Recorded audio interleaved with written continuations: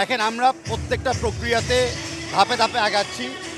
বিশেষ করে যারা আমাদের বংশবদ্ধ প্লেয়াররা, একজন পাসপোর্ট পাওয়ার পরেও কিন্তু একটা এনওসি লাগে, একটা ফেডারেশনের প্লাস ফিফার একটা অনুমোদন লাগে। তো আমরা এখন যে পাসপোর্টটা পেয়ে গেছি, আরও দুটো ধাপ বাকি আছে। তো যেই ধাপ আমরা অ্যাপ্লাই করতে পারি বা আমাদের কন্ট্রোলে নাই, বা যখনই কোনো মুভমেন্ট হয় বা পজিটিভ মুভমেন্ট হয় আমরা আপনাকে জানিয়ে দিই।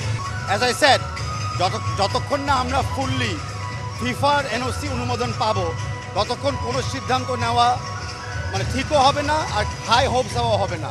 বাট ইভেনচুয়ালি সব খেলোয়াড়গুলাই আসবে, ফিফা অনুমোদন আমরা অবশ্যই পাবো, জাস্ট সময়ের ব্যাপার। আমরা অগ্রিম কথা কেন বলতে চাচ্ছি না, এক একটা স্টেপে আমরা সিদ্ধান্ত নিই। কোন স্টেপ কখন কমপ্লিট হয় ওই তারিখ অনুযায়ী আমরা সিদ্ধান্ত নিতে যাচ্ছি, কারণ সকলের ব্যাপারে আমাদের চিন্তা আছে, সকলটা স্টেপস আমাদেরকে ধাপে ধাপে এগিয়ে নিতে হবে। নাগরিকত্বা পরিবর্তনের বা নাগরিকত্বা নতুনভাবে নেওয়ার কোনো প্রশ্ন আসে বা প্রথমবার রেজিস্ট্রেশন করার প্রশ্ন আসে ফিফা কানেক্টের মাধ্যমে, তখন সকল ক্ষেত্রে ফিফাকে অনুমোদন লাগে। ডেফিনেটলি কিছু ভুল হয়েছে যেটা আমরা সংশোধন করতে হবে, কিছু যে কমপ্লেন আসছে আমরা তাৎক্ষণিক অ্যাড্রেস করতেছি। আর এখনও দেখছি যে কোনোভাবে যত আমরা ক্যাপাসিটি আছে ওই ক্যাপাসিটিকে আরেকটু বাড়ানো যায় কিনা 10 তারিখের আগে। আমি আশাবাদী, আর এটা আমাদের কমিটমেন্ট যে আমরা এশিয়ান পর্যায়ে খেলবো। আমাদের মেন্স টিম গ্রুপ স্টেজে এখনও এশিয়ান পর্যায়ে কোয়ালিফাইংয়ের জন্য ওরা প্রস্তুত হয়েছে। আমাদের আন্ডার-23 ফার্স্ট অথবা সেকেন্ড আসলে গ্রুপে তখনও এএফসি কাপে আমরা খেলতে পারবো।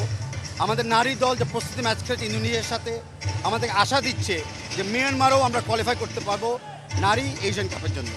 এগেন আমাদের যে কোনো জাতীয় দল, ফুটবল দল নিয়ে আমরা কোচের উপরে সমস্ত অথরিটি দিয়ে রেখেছি।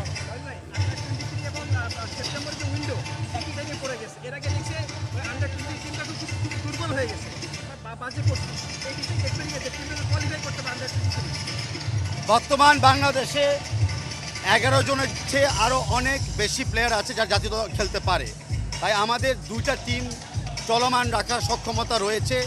আমাদের সিনিয়র টিমও থাকবে, আন্ডার-20 টিমও থাকবে, তারও রিপ্লেসমেন্ট প্লেয়ারও থাকবে। আমরা অ্যাসেসমেন্ট করে দেখেছি, টেকনিক্যালি আমাদের ওই সাউন্ডনেসটা হয়েছে, অ্যান্ড ইনশাল্লাহ আমরা সেটা বজায় রাখতে চেষ্টা করব। Thank you.